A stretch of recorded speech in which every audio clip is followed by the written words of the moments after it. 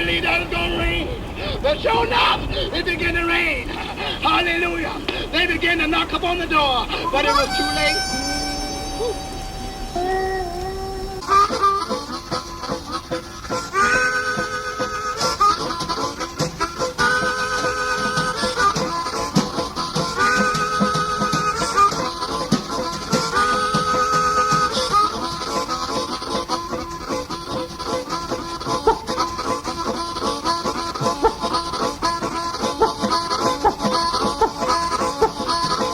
So the wise and foolish builders.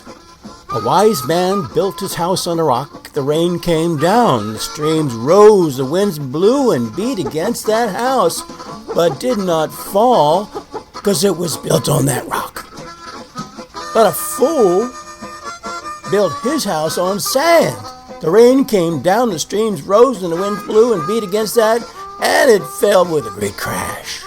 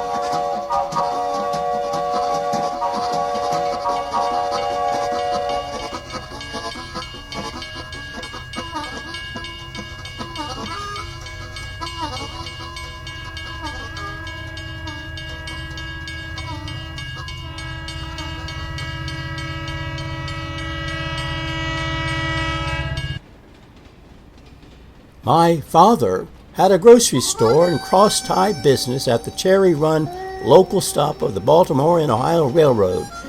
When I was 14, I ran away from home and school. My father, being a forgiving Christian, later embraced me with open arms and made me appreciate the invaluable worth and magic influence of a Christian home.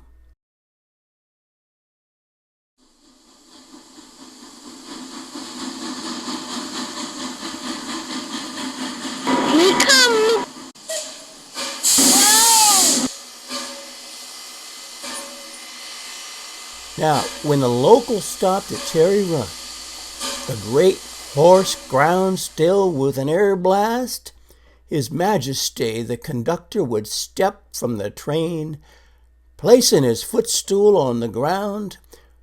The neatly dressed engineer came down with a long-necked oil can and began squirting oil on the wheel bearings. He wore no plow shoes nor boots, and his clothes were unpatched.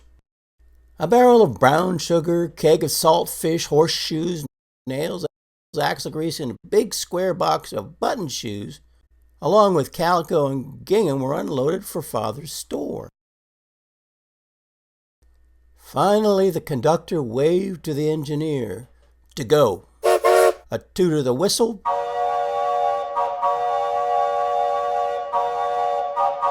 The bells started clanging loudly. Steam flew out the sides. Clouds of smoke shot up in the air. The drive wheels spun, but the wheels, as would happen sometimes, wouldn't move. The engineer shook his head, but he pulled a lever that shot sand on the tracks. He tried again, and this time the wheels grabbed very slowly.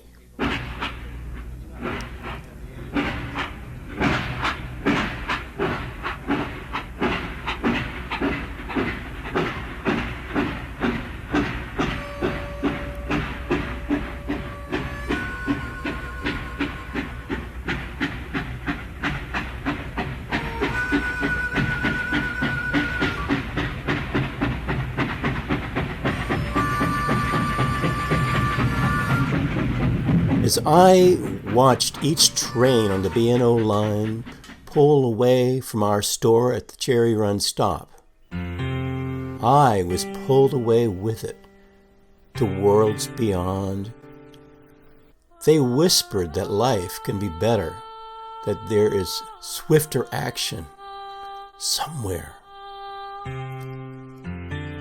I am not the least ashamed to say that sentiment still allows me to see visions from the goods the trains brought, the odors in my father's village general store from tea, spices, and all the things that come from foreign lands, letting me, in fancy, ride Sahara camels and sail on dreamy waters through the Straits of Singapore. I'm not one to laugh at daydreams.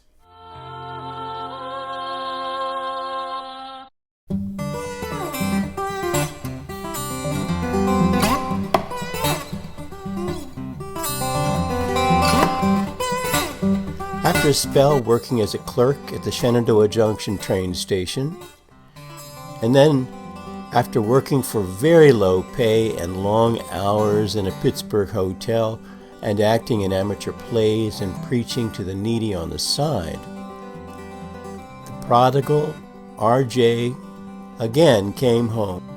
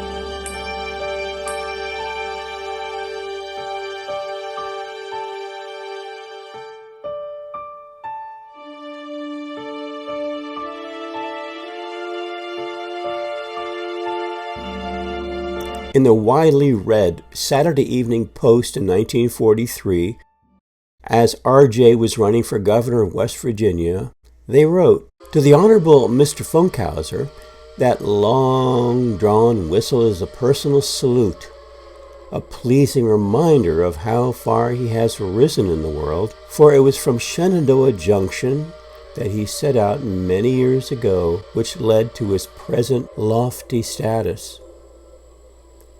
Dramatic indeed is the contrast between then and now. Then he was a lowly station agent, a revival-shouting mountain lad who toiled obscurely for a monthly wage of $35, Now he's a millionaire, a quasi-retired manufacturer. He owns 14 corporations, his interests ranging from the highest office building in Baltimore to the O'Sullivan Rubber Company.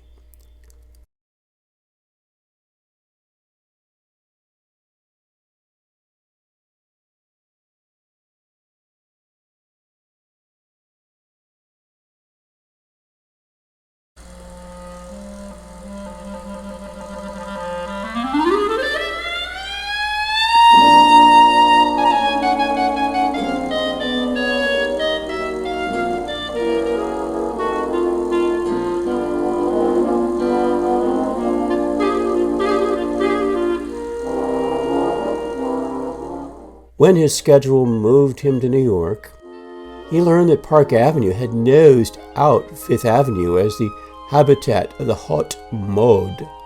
So he leased a duplex on the former and took a paneled office on the latter, and joined the Bible class taught by John D. Rockefeller Jr.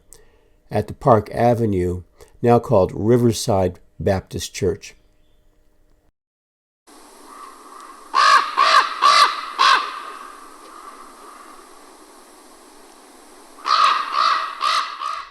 While most rich Americans were pulling in their belts and saving for taxes,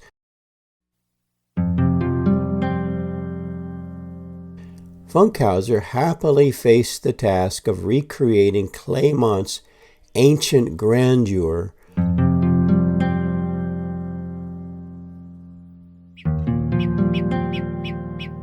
of freeing the formal gardens from wild growth,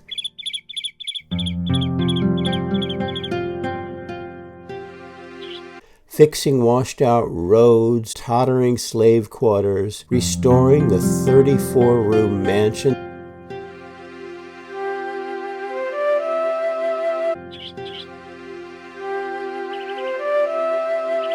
by Bushwood Corbin Washington, grandnephew of the father of our country. Claremont's owner at the turn of the century was famous writer of the story, The Lady or the Tiger, Frank Stockton. In a vine-clad building standing beside the big mansion, Funkhouser conducts his affairs appropriate to a retired industrialist and a candidate for governor. He shares the quarters with a bookkeeper and Miss Kitty Linthicum, his private secretary, who is forever picking up his spectacles when they fall and slipping them over his ears while he goes on talking. RJ threw 125 men into the job. He hauled topsoil for the lawns. He cut lumber from a 3,000-acre tract he owns in the nearby Blue Ridge for miles of whitewashed fences. He dammed a large pond, built a swimming pool, laid a patented $8,000 tennis court. He owns the company that makes them.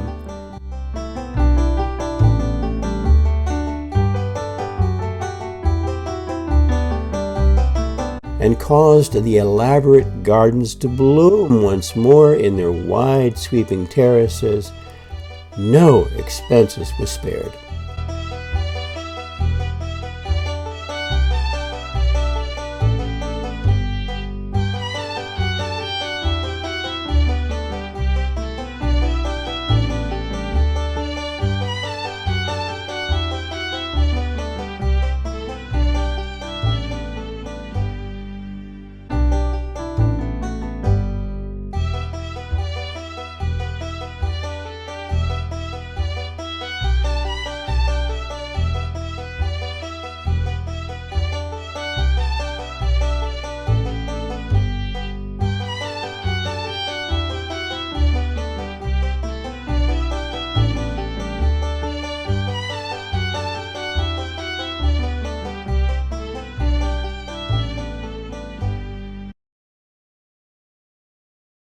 Today, a thriving plantation with freshly painted barns and silos,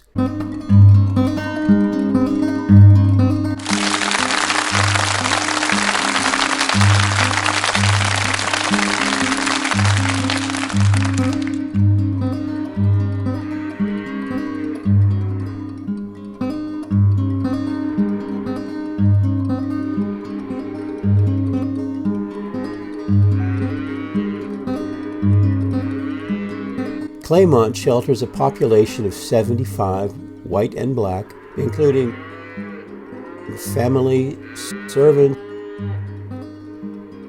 field hands, and tenants. Mr. Funkhouser governs all with the paternalism of a biblical patriarch, but a kindly patriarch, not too straight-laced, and good to his people.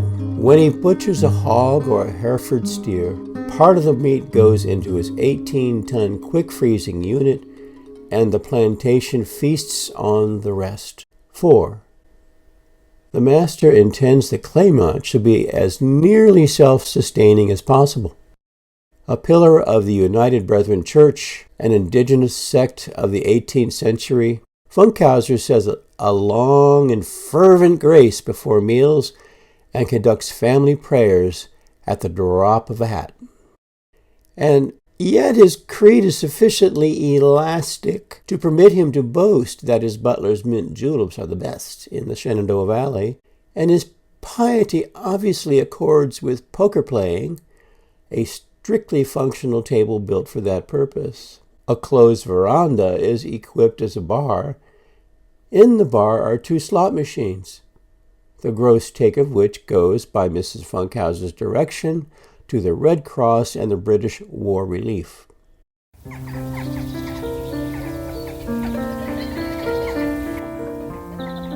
One of R.J.'s first acts upon taking title to Claymont was to unbar the gates, long closed to the neighbors. On Sunday afternoon, it is Funkhouser's happy fancy to herd everyone sound of limb into a ball game on the diamond in front of the mansion. All on the mansion, white and black alike, are bidden to join or watch. It is likewise Funkhouser's fancy to wind up the game with a hymn-singing bee. The great scheme for Claymont calls for a chapel, and Funkhouser has picked the site and ordered plans drawn, and he expects to lead his own worship and have a bang-up gospel choir. R.J. was building 6 cottages in a park-like glen, all with electricity, bathrooms, porches, and modern kitchens for those persons of color who worked on the land full-time. R.J. Funkhouser had stormed for years towards his goals with protean smarts, guts, and drive. Then, at 60, at the height of Claymont's glory, R.J. felt tired.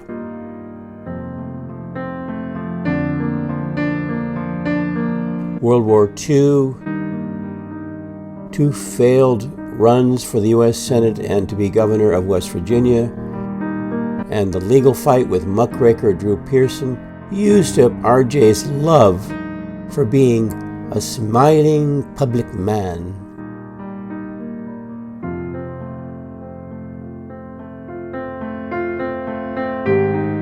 Starting in the late 1940s, R.J.'s proverbial broom swept clean, unloading his 4 Washington homes.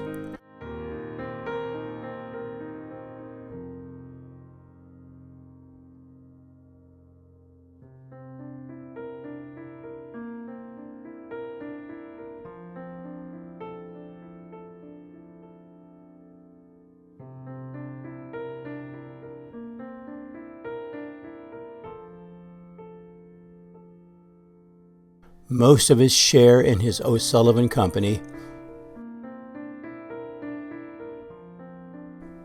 and his 3rd and last wife, whose brother had redecorated Claymont. Gone the Christmas morning at family breakfast in the mansion, R.J. reading aloud all the book of Luke, while a mountain of presents stacked waist-high around the tall tree in the ballroom. All he took for himself, from his fabulous digs to his isolated new fancy home near the sea, were some odds and ends and his bed. That is all he took with him. He walked out and closed the door, and then completely refurnished and redid the Jacob Rackoff place in Pioneer Point. RJ left everything except for the bed. He sold everything. He put everything up in auction. The crystal chandeliers, all the silver, he left everything here. The Chippendale furniture. In June 1957, RJ sold Victor products to a company called Dixie Narco, his plant in Ranson, so they could continue with making the horizontal closet-type coolers for the bottlers of Coca-Cola. In 1960, he sold Pioneer Point, came home again to Ranson, this time in town, where he started his Blakely Bank. I'm going home on the morning train. I'm going home on the morning train. And if you don't see me, you will hear me sing. All of my sin been taken away. One of the first modern shopping centers. Across from the hospital he was underwriting, all across the street from RJ's own last residence. Basically, he reinvented the sleepy town of Ranson, adding a bank, shopping center, newspaper, hospital, and once being the largest employer.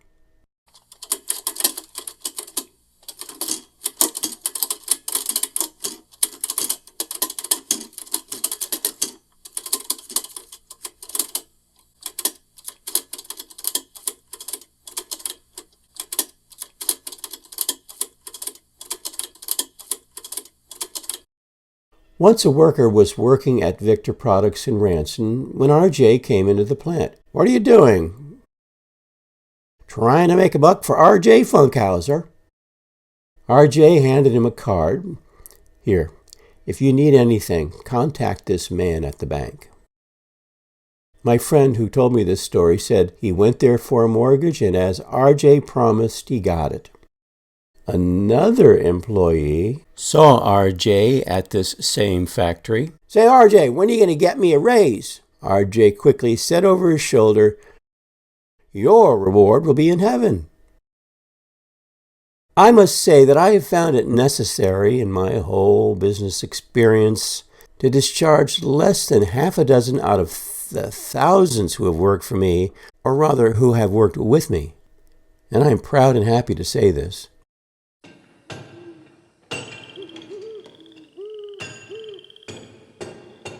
The moral was, measure twice, cut once.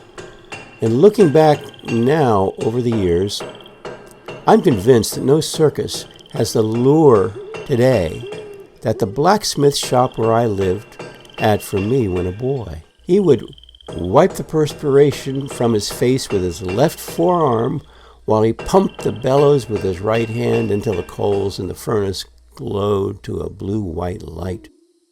He knew when the time was ripe to strike as he reached for his long tongs and quickly transferred a piece of shapeless iron, glowing in white heat, from the furnace to the anvil. And then he would cease to hum or whistle while he feverishly hammered away at the hot iron with great and rapid blows. But what is most important now is that the last light tap that finished the mattock or nailed the shoe on the horse seemed as important to the blacksmith as the first.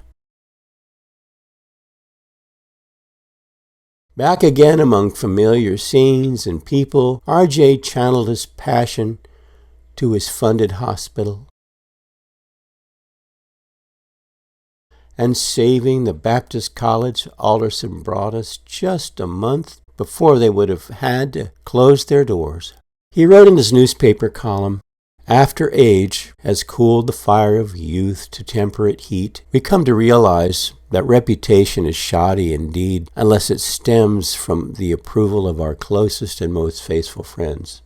The temperate meditation that comes to all of us in the evening of life convinces most of us that all the power generated from the heat of tireless youth and young manhood is energy wasted unless we have bosom and companionable friends to share its benefits. Years ago, it was a very poor man who boasted, "I am wealthy in my friends." He was rich indeed.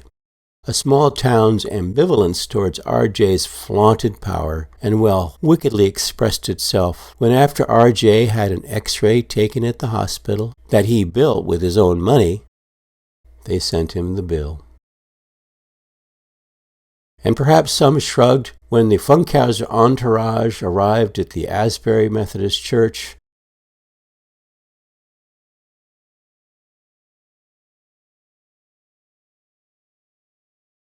The late Blackwell Blackie Davis, a local banker, told a friend, "Before R.J. came, it seemed nothing ever happened here." R.J. died in 1968. I'm going home on He was buried beside his first wife, Merle Tice. I'm going home on the morning In the Mount Carmel train. United Methodist Church in Shankstown, Maryland. I'm going home on the morning train. And if you don't see me, you will hear me sing. All of my sin been taken away, taken away.